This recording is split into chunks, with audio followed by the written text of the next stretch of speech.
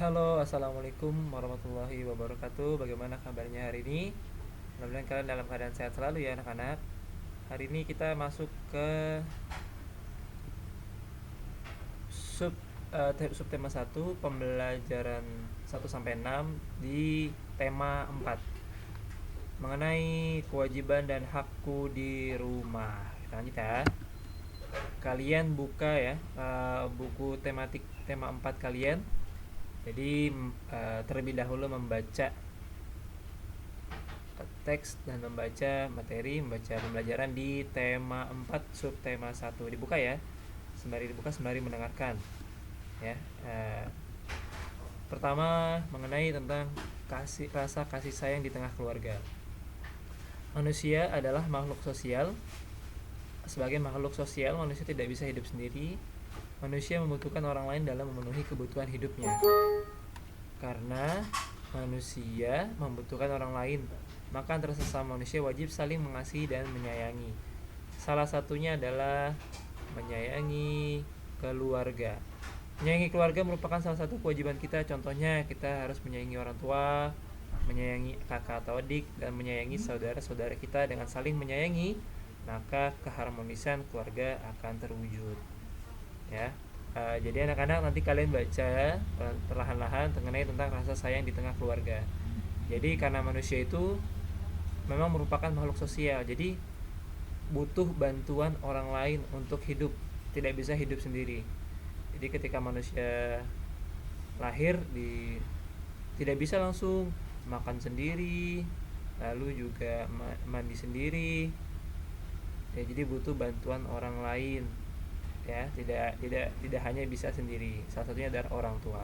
Nah, kalian akan membaca di mana pada teks ini kalian akan melihat mengenai rasa sayang di tengah keluarga. Lanjut ya.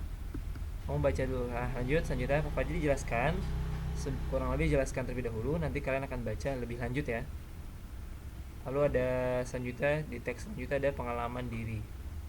Jadi setiap orang dan kalian anak-anak memiliki pengalaman yang berbeda-beda. Ada yang menyenangkan, ada yang menggembirakan, ada yang menyedihkan. Nah, pasti kan kalian punya ya dan pernah mengalami pengalaman-pengalaman yang telah kalian alami. Misalnya pengalaman menggembirakan, mendapatkan hadiah, lalu juga misalnya pergi jalan-jalan ke tempat wisata dan segala macam. Di sini ada ya apa namanya, ada gambar sedang mengenakan payung ya saat hujan. Di sini ada yang dijemput dengan orang tua, dan di sini dengan siapa nih ya, dengan temannya ya, memakai payung. Sekarang masuk musim hujan ya anak-anak, makanya kita ketika harus keluar rumah menggunakan payung. Nah, di sini ada teks mengenai cerita pengalaman diri, pengalaman pulang sekolah. Nah, di suatu hari saat pulang sekolah, hari begitu cerah tetapi tiba-tiba hujan pun turun. Aku langsung bergegas pulang sebelum aku sampai di rumah. Hujan masih turun dengan lebat, untung saja ada halte bus jadi aku bisa berteduh di sana sampai hujan telah reda. Di sana aku menunggu lama sekali sambil kedinginan karena terkena percikan-percikan air hujan. Aku pun teringat bahwa banyak pekerjaan rumah atau PR yang belum kukerjakan.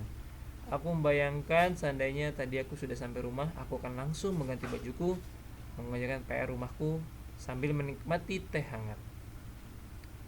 Nah, ini kamu baca ya, ini mengenai tentang pengalaman pulang sekolah.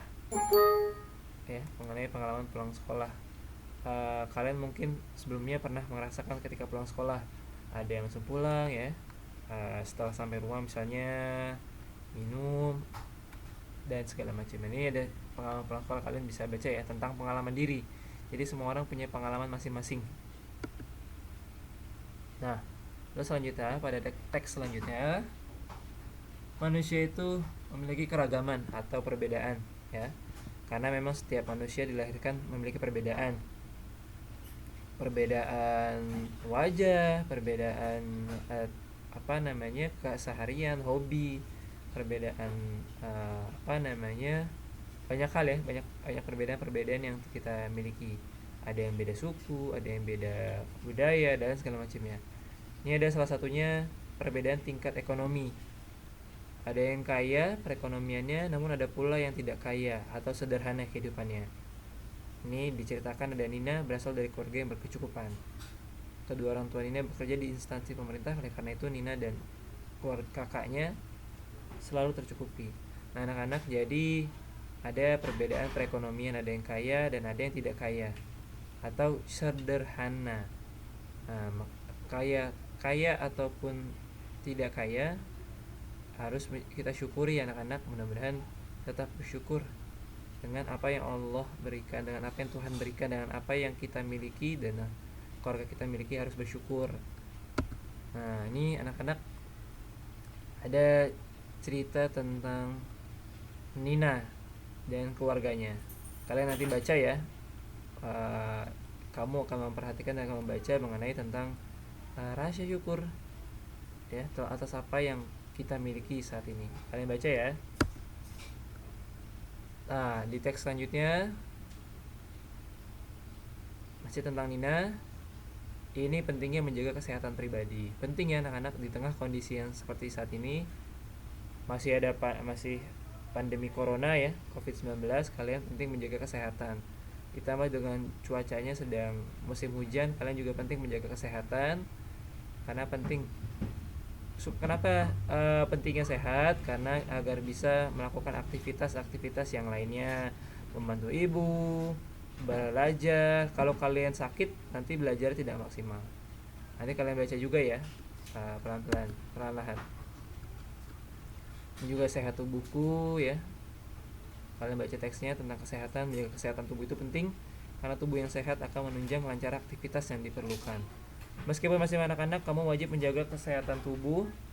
Tubuh yang sehat membuatmu dapat berkonsentrasi dan belajar. Tubuh yang sehat juga membantu dapat bergerak dan aktif.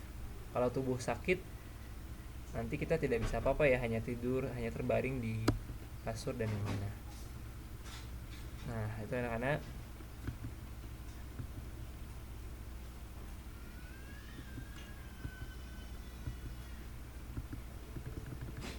Nah, selanjutnya